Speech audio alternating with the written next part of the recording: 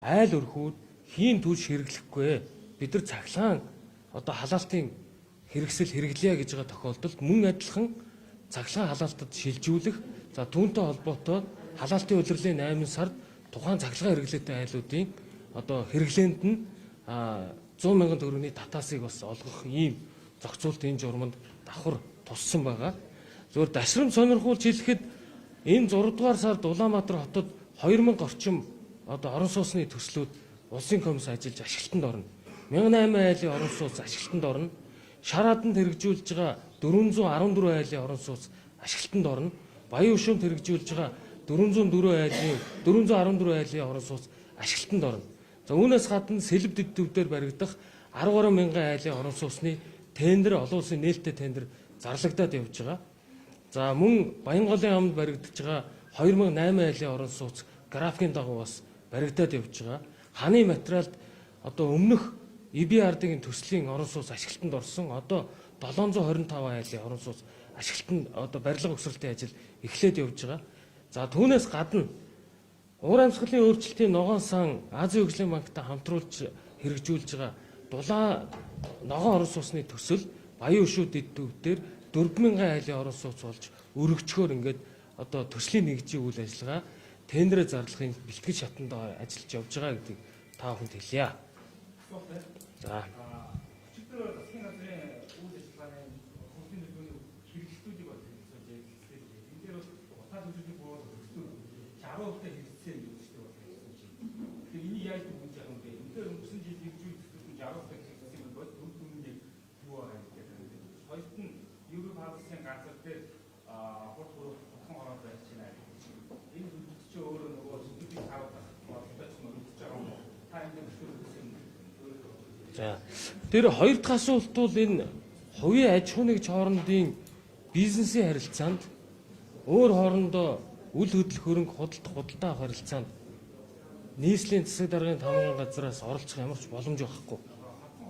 За энэ асуудал одоогоор манай дээр хүсэлт бичиг цаас нь ирээг байгаа учраас зөвхөн би хэвлэлийн мэдээтэй байгаа хүний үед энэ тал дээр одоогоор манад мэдээлэл ирээг байна. За нэгдүгээр. Хоёрдугаарт би өчигдөр бас юун дээр ажлын хэсгийн хуралдаантай байсан учраас тэр хөгжил үндсэн чиглэл хэлцэх байнгын орны хуралдаан дээр би суугаагүй.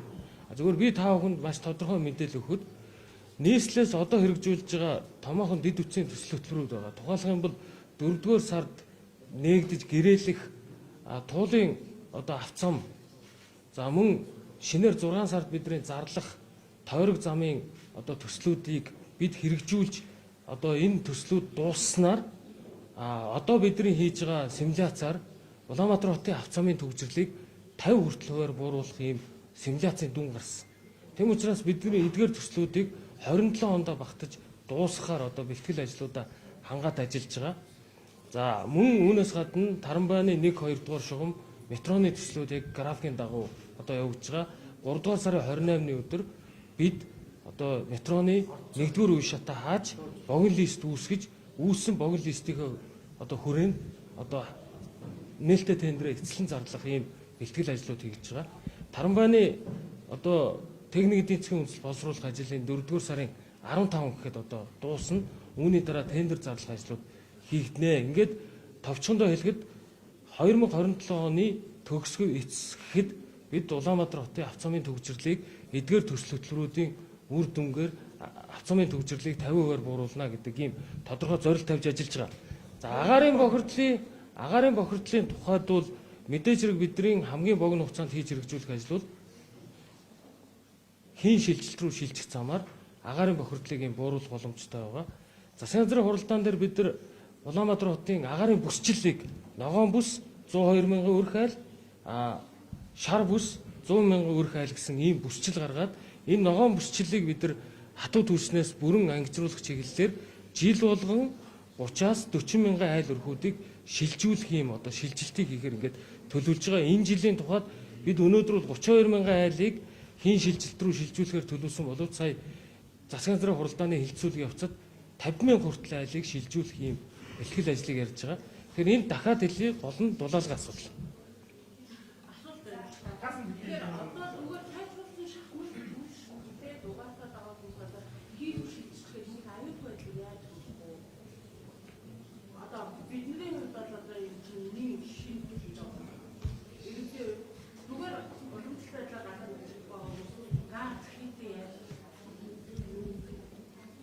За би зүгээр товчхон хэлье. Ер нь одоо Европ, Америк, Азийн орнууд бүгд хийн түвшээр халж байгаа. За мэдээж хэрэг бид нар хийн түвшин шилжиж байгаатай холбоотой хийн түвшний одоо мэдрэгчүүдийг бас туршилтын байдлаар захиалаад эхний туршилтууд хийгдээ явж байгаа. Гол асуудал хэрэглэн дээр аюулгүй байдлын зааварчилгааг холбогдох мэрэгжлийн байгууллагууд айл өрхүүдэд өгнө. Хийн түвшний одоо тэр савлгаа бол мэдээж хэрэг гэрт байрлахгүй дандаа гадна талд байрлана. Өөрөө температураа мэдэрч асаж унтардаг ийм горимтой явна. Үүнээс гадна айл өрхүүд өнөөдөр газын билетийг хэрэглэж хевсцэн айлууд байгаа. Яг энэтэй адилхан төхөөрөмж гэж одоо товчхондоо ойлгож байна.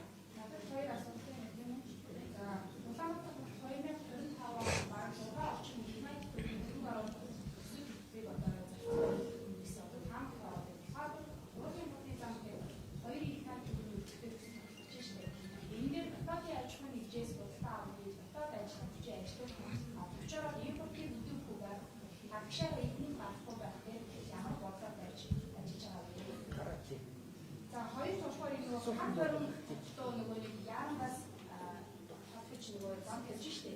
Миний яг судалгааны ямар ч та яамг хав зөвхөн хоёрын хооронд тийм зөвшөөрөл өгсөн байхгүй чи яаж хийж байгаа юм бэ? Яарамгаас хар хорь хүртэл огт замын асуудал яригдаг. Хар хорийн чи Улаанбаатар хотоос 380 км-ийн зайтай байгаа. Энэ одоо ч хатуу утастай замтай байгаа. Энэ та хотыг андуурсан байж магадгүй. Би нэг л мэдэхгүй байна. За хоёрдугаарт өнрийн хоорондоо яармаг хоёр. Энэ өнөр хороол яарамгаас эхлэлтэй зам маань өөрөө тойрог замынхаа баруун урд хэсэг нь байгаа. Үргэлжлэл нь дандаа гүүрэн байгууламжаар Улаанбаатар хотыг одоо ийм тойрог хэлбэрээр холбох ийм замын тараас байгаа. Энэний техник эдийн засгийн үндэслэлийг боловсруулах ажил хийгдэж байгаа гэдэг хэлье. Зөвхөн туулын замыг би нөгөө сэтгүүлчдэд техник эдийн засгийн үндэслэлийг танилцуулаагүй учраас та хэдэд бас мэдээл бага байх шиг байна. Ойролцоогоор 5 гүүрэн дээгүүр гүүрэн байгууламж барих ийм өндөр технологиор баригдах юм. За нийтдээ 2 тэрбум төгрөгийн 2 их 80 төгрөгийн өртөгтэй боловч бид нар 4 жилд хуваад санхүүжүүлэх төлбөрийн нөхцөлийг тендерийн баримтчгаараа санал болгож байгаа. Бид нар бүтээн байгуулалтын ажлаа 24 сар дуусгахыг тендерийн баримтчдэрээ дурдсан. Эргэн төлөлтийг нь 4 жилд хувааж төлөхөөр ингэж одоо ийм төлбөрийн нөхцөлийг санал болгож байгаа. Тэгэхээр энэ жилийн тухайд ойролцоогоор нэг 450-аас 500 орчим тэрбум төгрөгийн санхүүжилт энэ бүтээн байгуулалтын дээр гарахаар байгаа. Манай техник эдийн засгийн үндэслэлээр эдгээр гүүрэн дээгүүр гүүрэн байгууламжууд хөндлөөш гарч байгаа тохиолдолд доогуур явж байгаа бүтээн аюуны авцаамын хөдөлгөөнийг зогсоохгүйгээр шин технологиг барьж ажиллахаар байгаа. Бид дотоодын аж ахуйн нэгжийг орохыг хориглосон ямар зохицуулт хийгээгүй байгаа.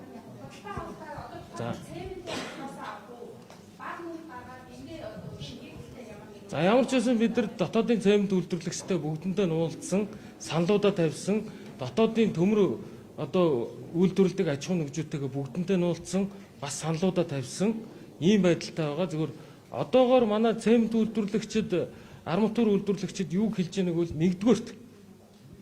нэгдүгээрт эрчим хүчний одоо тийм огцом хэрэглээгээ нэмж болохгүй байна. Үйлдвэрлэлээ нэмэгдүүлэхэд. Хоёрдугаарт Улаанбаатар төмөр замын тээвэрлэх хүчин чадал бид нар том одоо асуудал үүсгэж байна. Гуравдугаарт ажлах хүчний маш хүндрэлтэй нөхцөл байдал байна гэдэг ингээд ийм асуудлуудаа тавьсан. Тэгээ бид нар энэ асуудлыг шатараатаа шийдэх гээд сая ажлах хүчний хувьд санаачилсан боловч энэ унтсан. За эрчим хүчний хувьд бол одоо харьцангуй техник нөхцлүүдийг эрчим хүчний хамнаас суллж олгох ийм шийдлүүд гараа явж байна.